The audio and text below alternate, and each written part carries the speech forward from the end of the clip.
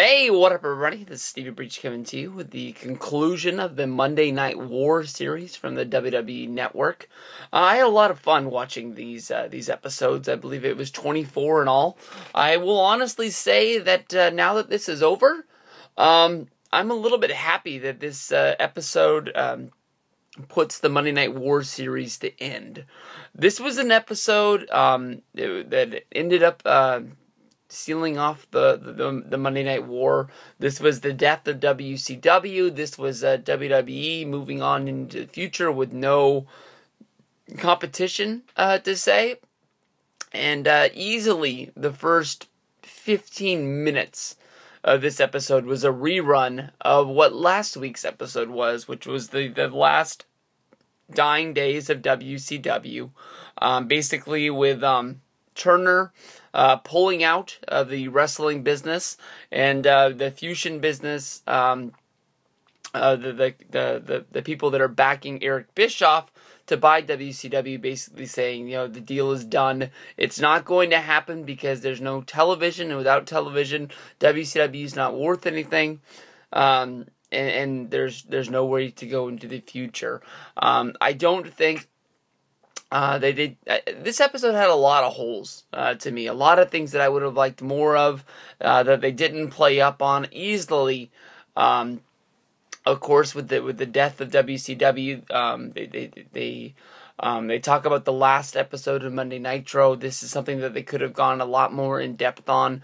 They show Billy Kidman talking about the last match. In the last episode of Nitro, Billy Kidman wins the newly crowned Cruiserweight Tag Team Championship, I believe is what they called it. It was him and Rey Mysterio, the Filthy Animals.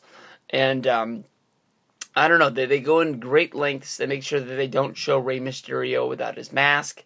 Honestly, in my mind, if you have a WWE network and you can go watch the WCW pay-per-views, or you can watch the WCW Thunders or the WCW Nitros, you can find Rey Mysterio without his mask. So I don't know why they cropped the film out and made it so obvious of what they were doing and making sure they only showed Rey Mysterio's back without him having his mask on.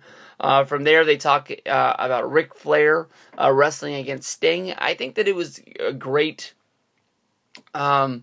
I think somebody had a great thought of putting that match together. Rick hadn't been wrestling in a long time for WCW, and that was the birth of WCW. That was your two cornerstones of the company for the longest time. It sucks that Ric Flair had to wrestle in a shirt that night. Honestly, in my mind, that match isn't that good, and for some reason, a lot of people make it seem out like it's one of the best matches in WCW history. It's not one of mine, but I don't know. I've always had lots of questions about that last episode of Monday Nitro. If the TNT people were getting out of the wrestling business, why did that episode air if they had sold the company? I mean, it's not like they really had a promise out there to the wrestling fans that this show was going to air. They could have easily showed a movie. They could have easily showed, I don't know, NYPD Blue or something like that. The show wasn't going to be on next week. Did Vince have to pay money to air this show? Did they ever think of pulling the plug during the promo that Vince McMahon had, which was very anti-Ted Turner, which I doubt he was even watching the show. Eric Bischoff even said he wasn't watching the show. From there, they go on to talk about the WCW Invasion. Oh, stupid thing about myself. I will easily say that I didn't really believe that WCW was going out of business. I thought that they would be on TV next week and this was some sort of an angle, or this was some sort of a plan to sort of, I don't know, make something happen in wrestling. I didn't know if they were doing an invasion thing at the time. I knew I read the stories that, Vince had bought WCW, and I didn't know if it was, just dirt sheet stuff, trying to, maybe spark up the wrestling business. Maybe he did own it, and Shane was going to run it, and it was still going to be on TBS and TNT. So the next Monday, I did go and check and see if Nitro was going to be on. It didn't. I can't remember what they had on in its place, but it wasn't wrestling.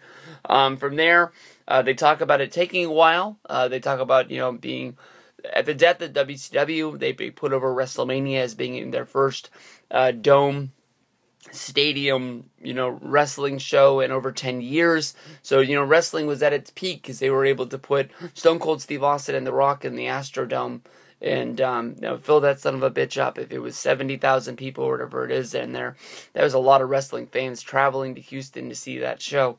Even if they did come from the Houston area or if they did come from around, it was probably the biggest wrestling show that we had done here in America in a real long time. Going from there, we do the run-up of the Invasion. Lots of people hate the Invasion. I love the Invasion. I thought the Invasion was great when you look at it for what it was. They talk about a lot of the bigger stars had guaranteed contracts, meaning that the contract wasn't with WCW. The contract was actually with Time Warner and Turner, meaning that if the company did go out of business, the money was still backed by Ted Turner, and they were still paying these contracts. And Vince, as stupid as it sounds, he could have gone out and gotten Kevin Nash, Scott Hall, Hulk Hogan, Goldberg, but he would have had to bring in these guaranteed deals, which would have offset the guys that were kicking ass for him at the time. If it was The Undertaker, Stone Cold Steve Austin, The Rock, and if you're bringing in these guys with these guaranteed contracts that weren't based off of bonuses, with a downsized guarantee like the WWE deals were at the time, all of a sudden you're bringing a guy in and he's going to be making twice of what Stone Cold Steve Austin and The Rock are. And if you're bringing them in, you're going to have to give Stone Cold a raise, you're going to have to give Rock a raise, and all of a sudden Vince's overhead is going to be so large that he's going to be sinking ship as well. So by letting them go, those guys sitting out on the outside and then bringing them in on their own WWE deal, it made a lot more sense. And I know you had to strike while they aren't as hot, and that's why the Invasion was led by Booker T and DDP. Those, honestly, you could have at least talked about those guys, buying out of their contracts for pennies on the dollar, basically because they knew that if they waited, until their deal was done, they were going to be, a year older, and being a year older, it's going to be harder to fit into the WWE system, and, DDP didn't have that many years. You think he comes into the Invasion, I think he wrestles from WrestleMania 17. He would debut a little bit after that. He would wrestle until, I know he was there at WrestleMania 18 because he wrestled against Christian. And shortly after that, his career is done. I mean, he only got that 1 year to run in WWE, and it was what it was. He said that it wasn't, the most successful run. But, at least he got to wrestle at WrestleMania. And if he would have waited for that WCW deal to end, that's probably something that never would have happened. Booker T, he came in. He got some main events right off the bat, wrestling with Shane McMahon against The Rock, and he wouldn't find success for a couple more years. He would be in the main event of WrestleMania 19 against Triple H, but even then, he wouldn't really break through until 2000 and, what year is that? What year did he win the championship? 2005, 2006. It would take him a while to climb up the ladder, but I think, Vince McMahon, was loyal. I guess that's a good word. Vince was loyal to Booker T because of the fact that, he was one of the guys that took less money to come and wrestle for him, knowing that, it would work out for him in the long run. A lot of those guys, you look at Billy Kidman. Billy Kidman's got a backstage job. One of those guys that came over, Arn Anderson, he's a great mind in the business, but he's still there as a backstage producer, I guess they call him now. So a lot of these guys that came from WCW, Vince has set them up, and they had good long runs. You think of Shane Helms wrestled there for years. I think he was probably the longest running guy. Him and Chavo, one of them was one of the guys that probably lasted the longest without being fired or taking a break or anything like that. But they talked about the Invasion, and then they talked about from there the Invasion ended. Ric Flair came in, and he was one of the I guess you can say he's one of the owners, and then that turned into him being the GM of Monday Night Raw, and then that thing just sort of got thrown out, and then Flair started wrestling with Evolution, and from there Goldberg came in, Kevin Nash had his run. Oh, the NWO. The NWO was one of the things they put over to end the whole deal. Was them. Once their deals finally ended, they would come in at No Way Out 2002. And Nash talks about, when they get there, they have all kinds of heat in the locker room because nobody knows what these guys are here for and what these guys are going to be doing. It turns out that they have a short little run. They don't talk about Hall being fired, but they talk about when they get there. The fans are so grateful for them to be there. If you remember that No Way Out, they come out there and they get the big, huge ovation, and that'd be like what it was every night when Hogan came out in every town. People were so grateful to see Hulk Hogan return to WWE after not being there since 93. 94, the King of the Ring, against Yokozuna, and with that, him being in WCW, not being there, people knew that, Hulkamania was created, in the WWF, and it made magic with Vince McMahon, and that's where it was going to be the best, and maybe people gave him too good of an ovation. They pushed him all the way to being the world champ by beating Triple H, who came right off of being hot at WrestleMania 18, and then he only had it for a month. And lost it to Undertaker. But to me, they lost a lot by putting the title on Hogan. He could have been the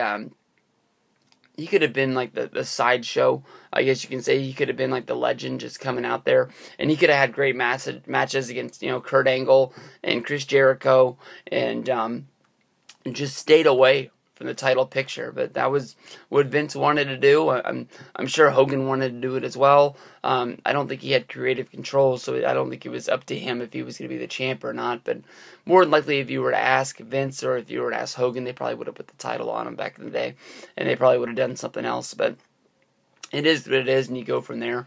As big as a Hogan fan as I was pretty pissed when he won the championship, honestly, because I also am a Triple H fan, and I was smart enough at that time to know that you were taking a lot of air out of Triple H by not having him be the champion. But all in all, to end out the episode, I don't know, it was a good run. This is going to be released on DVD some fashion. There's 24 episodes. That's 24 hours.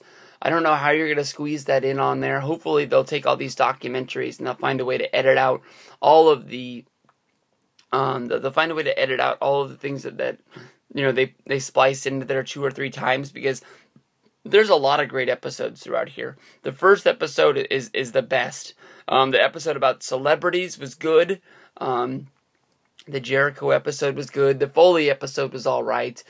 Some of these ones didn't need to be episodes. The one about Russo, the second to last one, was good because that was sort of like all the bad things about WCW. But this show had a good run. I'm proud to say that I watched all 24 episodes and made reviews for all you guys. So it's kind of sad to see it end. But WWE Network will come out with a new show and we'll find something good. Hopefully Rivalries will spark back up, and that'll be a weekly episode sort of thing instead of being once every 2 or once every 3 weeks. I don't know if they're putting those out as they edited them or what they're doing, but that's a good show, and we'll see about that. So peace out, everybody. See you guys down the road.